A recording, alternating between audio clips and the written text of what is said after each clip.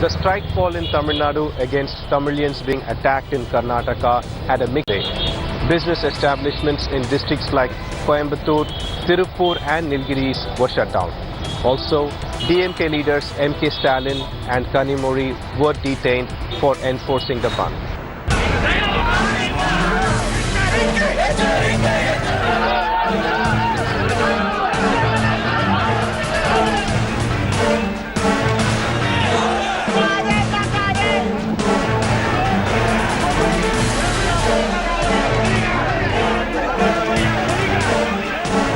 Shutters down in Tamil Nadu over the Cauvery conflict, shops shut, fuel pumps closed, milk supply hit and rail services disrupted in Chennai. A number of political parties took to the streets, staging protests across the state, demanding a once and for all solution to the Cauvery dispute.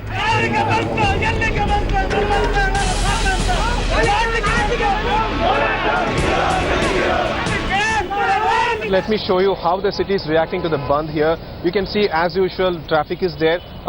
Thankfully, since not much lorries are running, especially construction lorries that carry materials for construction and other stuff, traffic has gone down by 40%. Protests held by opposition parties were not lightly let off by the Jaya government. Police didn't hesitate to detain political bigwigs like DMK leader MK Stalin, MDMK leader Vaiko and Rajya Sabha MP Kanimoi. We want the Cauvery issue to be resolved once. Every time this becomes a problem, every time the farmers are affected, and the Supreme Court order should be carried out in full, and Tamils have to be protected in Karnataka. They've suffered so much. From Chennai to Trichy, protests rocked Tamil Nadu as protesters condemned the attack on Tamilians in Karnataka. தமிழகத்தின் ஜீவாதார உரிமைகளுள் ஒன்றான காவிரி நீரை தமிழகத்திற்கு தர வேண்டும் என்கின்ற உச்சநீதிமன்றத்தின் தீர்ப்பை மதிக்காமல் தமிழர்களின் உயிருக்கு உத்தரவாதம் இல்லை, தமிழர்களின் பொருட்கள் சூறையாடப்பட்டுக் கொண்டிருக்கிறது. Along the Karnataka-Tamil Nadu border, the anger boiled over with officials forced to stop vehicles from flying across the border. Right now we are at Karnataka-Tamil Nadu border. Right behind me is Tamil Nadu, and you can see this deserted highway, this particular checkpost clearly shows the impact of today's Tamil Nadu Bandh. And here, if we talk about Karnataka side, here these security personnel are deputed by the local administration, by the checkpost people, as well as Karnataka police personnel are also here, and they are ensuring that no vehicle with Karnataka number enters into Tamil Nadu. Meanwhile, the agitation in Tamil Nadu spurred counter-protests in Bengaluru as the anger boiled over to the streets of the IT city once again.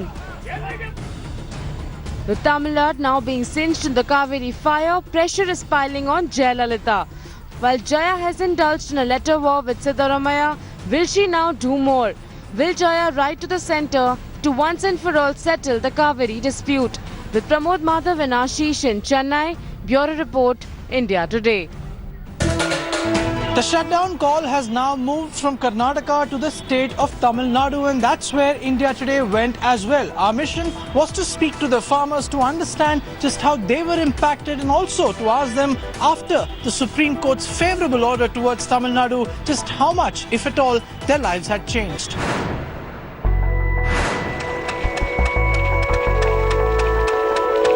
Farmers in Tamil Nadu say the latest Supreme Court order is a case of too little, too late.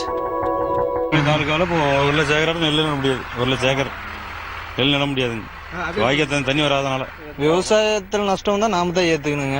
அவங்க கொடுக்க வேண்டிய டைம்ல வந்து ஒப்பந்தத்து பிரகாரம் தண்ணி கொடுத்துருந்தாங்கன்னா இன்னும் இது புல்லாலாம் நெல் ஏக்கரேஜா இருந்திருக்குங்க. ரெண்டாவது காவிரியில் தண்ணி இல்லைன்னா ஒன்றுமே பண்ண முடியாது. எல்லாமே வறட்சி தான், எல்லாமே சாப்பாட்டுக்கே வழி இருக்காது. அந்த அளவுக்கு காவிரி நம்பி தான் எல்லாமே இருக்கிறோம். Many feel nothing is going to change, so the farmers have to change what they grow. They told us that they have already contemplated cultivating crops that use less water. Karnataka says the release of water to Tamil Nadu has put them at a disadvantage. On the Tamil Nadu side, farmers are not too sure if that's true. இப்ப சாப்பாட்டு நெல்லுல தான் தஞ்சாவூர் தான் maximum வந்து cover பண்ணியிருக்கிறதா இருக்குங்க. Water is the need for both the states. One needs it for drinking, the other for farming. Both states justified their stand. This is an area of the Cauvery basin and we decided to speak to the farmers. From their talks, what we understood is that they had already devised newer plans and alternatives because they could not have waited any longer. They also say that what the Supreme Court has now ordered is actually for them a case of too little and too late. With camera person Shivamurthy Gurumat and Sahib Jan in Tamil Nadu, Rohith reporting for India Today. After days of high voltage drama in Lucknow, Mulayam Singh Yadav finally got the warring members of his family to bury the hatchet. But the damage appears to have been done, and most people believe this could cost the Samajwadi Party dearly in the forthcoming assembly elections.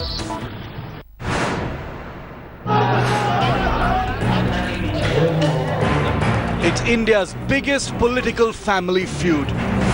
A Mahabharat of the Yadavs in a day of quick political twists, plots and subplots. The Yadav patriarch battling the biggest split in his clan. Through the day, Mulayam Singh Yadav held a series of meetings with son Akhilesh and rebel brother Shivpal Singh Yadav. Locked in a bitter tussle, threatening to split UP's biggest party, the Samajwadi Party, in two. हमारे रहते party में कोई फूट नहीं हो सकती party में कोई मतभेद नहीं होगा. The day saw the rift and bad blood widening after sloganeering and protests by supporters of Akhilesh and Uncle Shivpal. As many as a dozen Samajwadi Party MLAs also expressed backing for Shivpal, raising fears of a big, irreversible vertical split just 7 months before the big UP election. लेकिन नेताजी जो भी फैसला देंगे वो हमें मानना, मेरी कोई शर्त नहीं. लेकिन आप बहुत नाराज थे तभी आपने इस्तीफा दिया था. मेरी कोई शर्त नहीं है. After numerous twists and turns, Mulayam managed to force a compromise. The win some, lose some deal, accessed first by India Today, involves a delicate power balance. While Shivpal will remain a minister and state president, Akhilesh has been given the final say in crucial ticket distribution. While the two sacked ministers will be reinstated, their portfolios will change. Amar Singh, who Akhilesh despises, emerges the big loser and faces further political isolation. After 2 days of high drama, Mulayam Singh Yadav finally stepped in and got the warring members of his family to bury the hatchet, at least for now. But given the deep fault lines that have emerged, there are many who believe that the truce could prove to be temporary. But the big question now is, will this current war and the fault lines in the Yadav Parivar impact the Samajwadi Party's big poll prospects? With Javed Ansari and Maha Siddiqui in Lucknow, Bureau Report, India Today. Delhi is not alone when it comes to dengue and chikungunya outbreak. Karnataka, parts of Maharashtra including the capital Mumbai as well as West Bengal are all reeling under the viral outbreak. Bengaluru, the city of lakes, has seen a spurt with at least 1,626 positive cases. The entire nation gripped by a health hazard. Cases of dengue and chikungunya on the rise. A health scare across the nation and Karnataka not spared. While the recent downpour brought a much-needed respite from the heat in Bengaluru, the city has now woken up to a new disaster. According to the health department, 162 out of the total 1,626 positive cases have been reported from the capital Bengaluru alone. 273 cases from Udupi, 175 from Dakshina Kannada, 151 cases from Mysuru and 119 cases from Devangere. Bengaluru, also known as the city of lakes frequented by tourists, is now labelled as a breeding ground for mosquitoes, with patients pinning the blame on the government for not taking adequate measures. Government ಹಾಸ್ಪಿಟಲಲ್ಲಿ ನಮಗೆ ಏನು service ಇಲ್ಲ, ಬರೀ ಮಾತ್ರ ಕೊಟ್ಬಿಡ್ತಾರೆ. ಆಚೆ ಎಲ್ಲ ಬರ್ದು ಟೆಸ್ಟಿಂಗು ಅಷ್ಟೇ, ಟೆಸ್ಟಿಂಗು ಅದು ಡೆಂಗು ಟೆಸ್ಟಿಂಗು 1,000 ಕಂಡಿದ್ದಾರೆ. However, the BBMP claims otherwise and is said to be all geared up taking necessary precautions in terms of educational awareness and putting out helpline numbers. doctors and nurses well trained to ensure patients and an epidemic averted. With Pratibha Raman in Bengaluru, Bureau Report, India Today. It's a national health crisis that has several parts of the country on edge. Vector-borne disease snuffing out lives across India. The national capital is facing a massive health stir as 27 people and counting have lost their lives due to an outbreak of chikungunya and dengue. An underprepared administration and a clear lack of health facilities has made it difficult for the outbreak to be controlled. Chikungunya normally death threatening नहीं है। दिल्ली सरकार के पास आज भी 1,500 से ज्यादा bed खाली हैं। आपको जिसको भी बेड ना मिलता हो, दीपचंद बंधु हॉस्पिटल में चला जाए, जीटीबी हॉस्पिटल में चला जाए, Rajiv Gandhi super speciality hospital में चला जाए, कई सौ बेड खाली हैं। But it isn't just Delhi that's reeling under this mosquito menace. Dengue has so far claimed 24 lives in Bengal in the last few months, with over 6,000 cases being reported so far. The administration has been trying hard to battle the outbreak, but heavy rains have unleashed a world of hell in the state.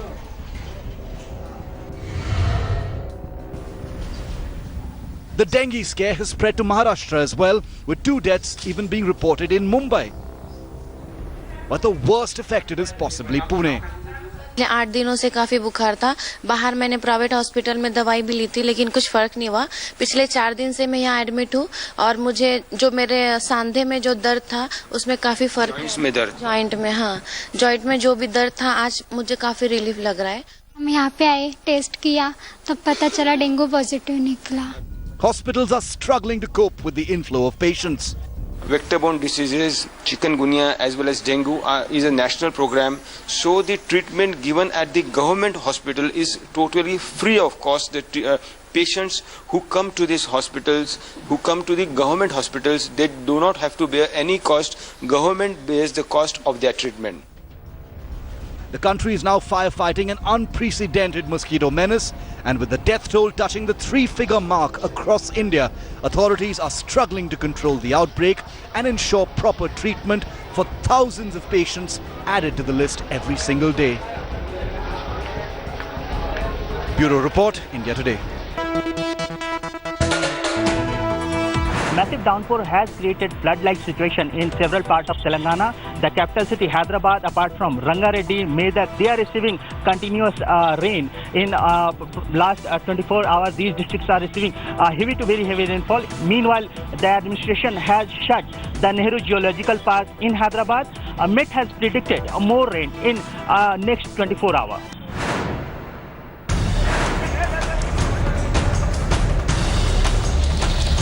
Threat of flood after heavy rains in Telangana. In Rangareddy district, the Tandoor Mahbubnagar road washed away after incessant downpour. Water entered towns and villages across the district with knee-deep water on arterial roads. The state government is preparing to meet any eventuality. Schools, colleges and community halls are being ready to accommodate people who may be rendered homeless. In Hyderabad, the Nehru Zoological Park has been shut down after inundation. The recent heavy rains, the zoo is temporarily shut down for maintenance works. Why? Because for the last 1 week, this place has witnessed a heavy rainfall. So because of which, the Miralam Anicut is totally overflowing.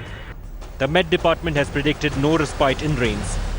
Heavy to very heavy rains are predicted in next 72 hours in large parts of Telangana, Andhra Pradesh and parts of drought-prone Maharashtra. In Karnataka's Gulbarga, heavy rains led to flood-like situation. Several roads and even bridges went underwater after rain slashed parts of the state.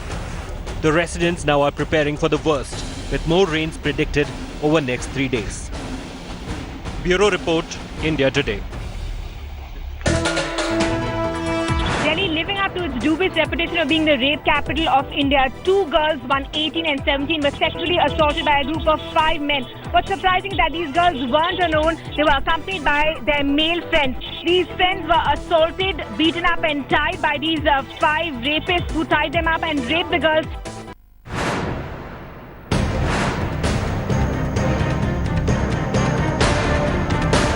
Delhi shamed again.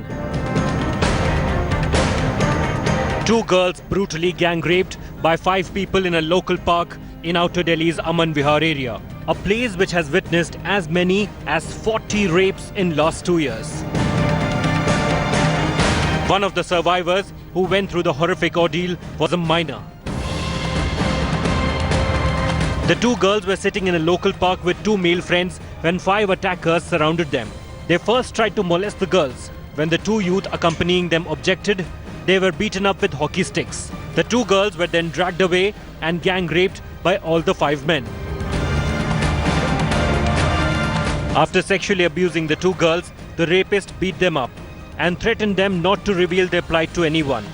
The cops were called in after the survivors mustered enough courage to report the brutality. The Delhi cops swung into action and have arrested the 5 accused. 3 of them claim that they are minors.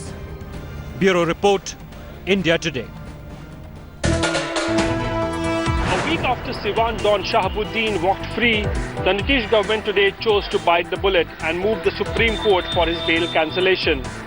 Meanwhile, the Don-turned-politician spoke exclusively to India Today and struck a defiant note.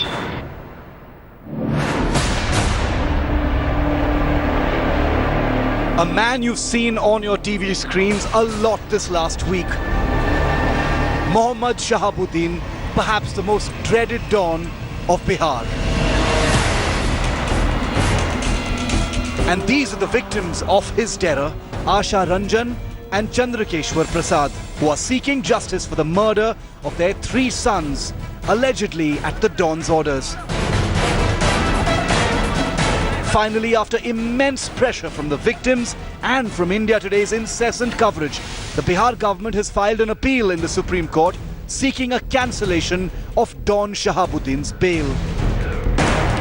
Chandrakeshwar Prasad, whose 3 sons were allegedly killed at the behest of Shahabuddin, has also knocked at the doors of the top court. इनको जो है supreme court से फांसी के सजा की भी मांग करें, हम तो यही चाहेंगे. And slain journalist Rajdev Ranjan's wife has pinned all her hopes on the Supreme Court, for she believes that a free Don Shahabuddin is a threat to a fair investigation and a threat to her life. But the man in the eye of the storm remains unaffected, unapologetic, even saying that he's ready to go back to jail, all with a smile. अदालत ने कहा है कि निकल जाओ, मैं निकल आया. कहा है कि आ जाओ तो आ जाएंगे. इसमें कौन सा मसला है? मैं मानता हूँ कोर्ट का आदेश होगा. कोर्ट के आदेश से निकले हैं. कोर्ट के आदेश, अगर कोर्ट का आदेश होगा तो जल्दी जाएंगे. कोई भी जाएगा. Shahabuddin has also made it very clear that he was willing to return back to jail. But the question is, if Shahabuddin returns back to jail, one thing is for sure, that the relation between Nitish Kumar and Lalu Yadav will worsen further. With camera person Deepak Kumar and Chandan Kumar, this is Rohith Singh in Siwan for India Today.